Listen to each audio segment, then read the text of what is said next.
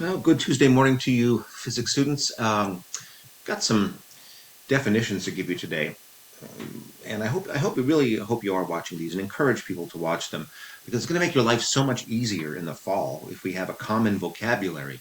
It'll be like walking into a language class already knowing much of the language, much of the vocabulary.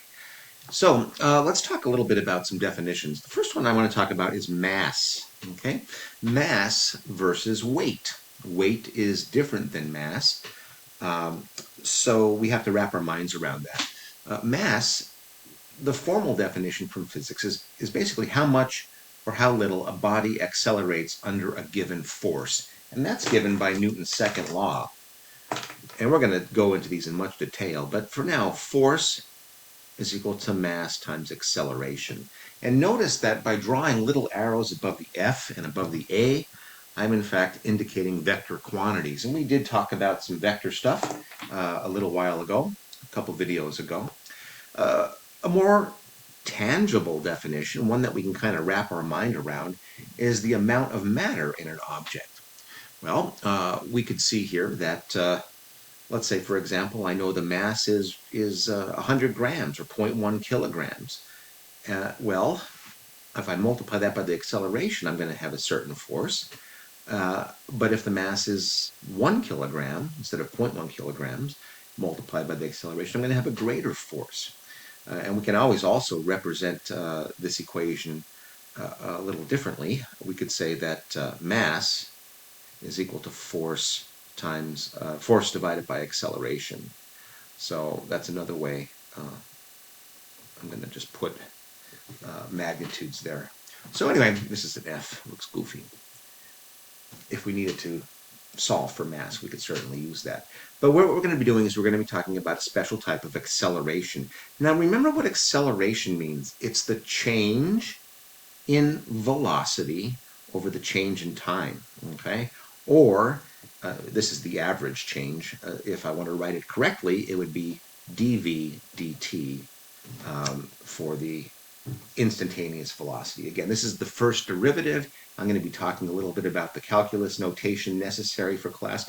You don't need to be fluent in calculus to do physics, although I will be working hand in hand with Mr. Eastman to make sure that as he introduces concepts, we incorporate them into the physics class. I think it'll be more fun that way. So anyway, if a body, now a body in physics doesn't mean like a human body, it just means any object. My can of Pepsi, Diet Pepsi, is a body, okay? It's just sitting there minding its own business. So, but actually, something interesting is happening to this this can of Diet Pepsi. It has a certain mass in kilograms. Let me see if I can estimate it. We've got 355 milliliters. Let's say the density is 1 gram per milliliter. So maybe it's, and the can is aluminum, it's pretty light. Maybe the total mass of this is 400 grams if we make some assumptions. Well, that's 0.4 kilograms. So my little block, which I'm representing my Pepsi can by a little block. We try to simplify everything in physics, and eventually this is going to turn into something called the free body diagram. So my can of Pepsi is here, and it has a certain mass. And there's gravity acting on this, and the acceleration due to gravity is given a symbol called g. And that's equal to 9.81 meters per second, or 9.81 meters per second squared. This is the acceleration due to gravity on Earth. It's different on Jupiter. It's different on the moon. So weight of my Pepsi can is going to be different on Jupiter. It's going to be different on the moon. But for our discussion here, we're gonna just call it Earth that we're on. So I'm accelerating that way because obviously gravity wants to pull things toward the surface of the Earth. So if I'm on the tabletop here, there's an acceleration acting upon this mass, and it's going to give me the weight. And that's going to be, what did I say, 400 grams. Let's say that's 0.4 kilograms. It's important to change your masses to kilograms. Very important. Times 9.81 meters per second squared. So what's that going to be about 4 newtons, a little less than 4 newtons if I multiply, because when I multiply kilograms, I should mention that, kilograms times meters per second squared, that's going to give me a new unit called the Newton. Okay, so I'm looking at this and say, whoa, I've got this arrow pointing downward. That's the weight of my soda can. And it's in newtons again. If we round that to 10, it's about 4 newtons, a little bit less than 4. But remember what we said about vectors. Remember, this is a vector, and it's pointing down. So looking at that, you're saying, wow, there's nothing to cancel that vector out.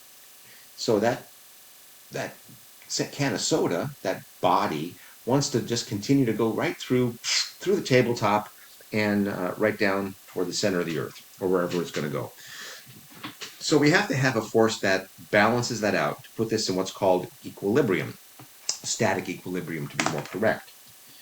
So what we know is that the tabletop has to exert a force equal in magnitude and opposite in direction, that's Newton's third law, to the tabletop, or to the can rather. The tabletop is exerting the force on the can.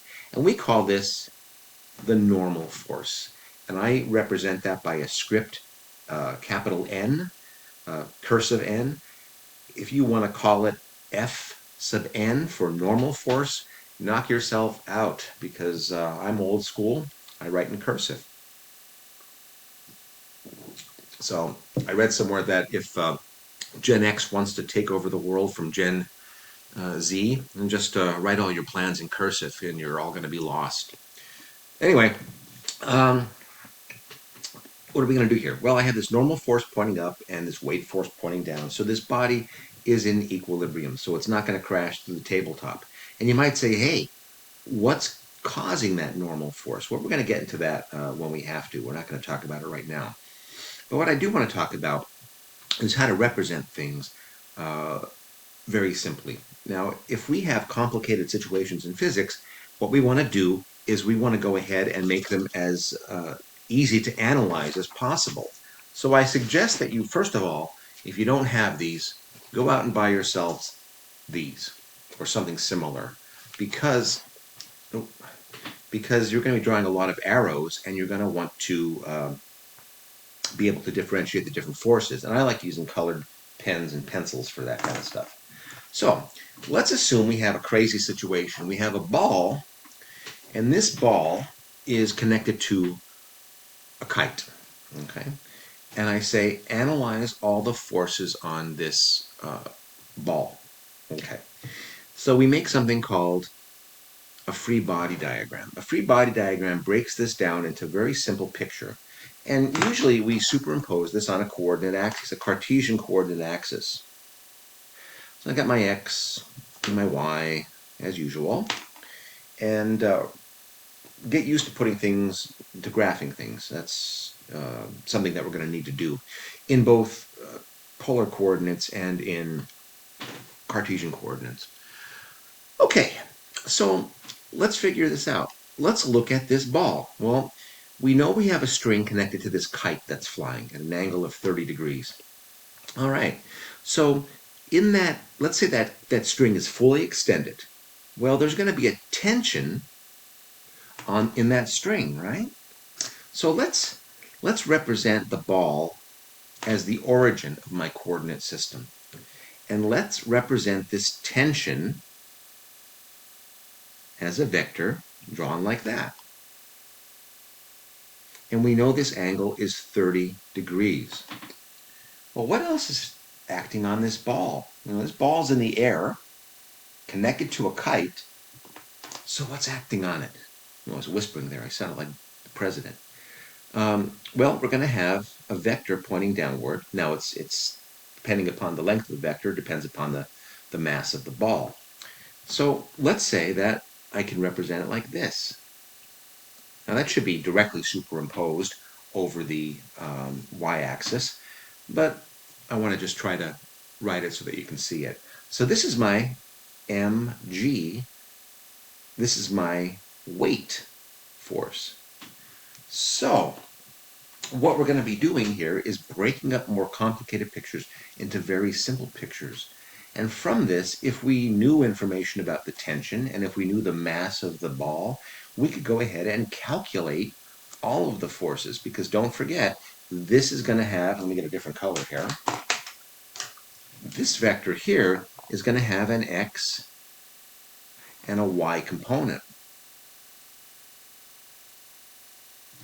And it's going to be up to us to take these vectors and figure out the net force, what we call F sub net, the net force acting upon this ball. So we can predict, is the ball going to be falling? Is it going to be increasing in altitude? What direction will it be traveling? And we're going to be able to reconcile all of these things by analyzing free body diagrams. So in the next video, I'm going to take this very problem, which I found on the internet. It's no, I don't, you can sit around and make these problems up, or you can look in a textbook. They're all the same. So we're going to figure out how to calculate the net force on a body. And that's very important, because that is one of the fundamental ideas in physics. So nothing to do for an assignment today, per se, except maybe maybe I'll post a reading assignment from the online textbook, and you can read that.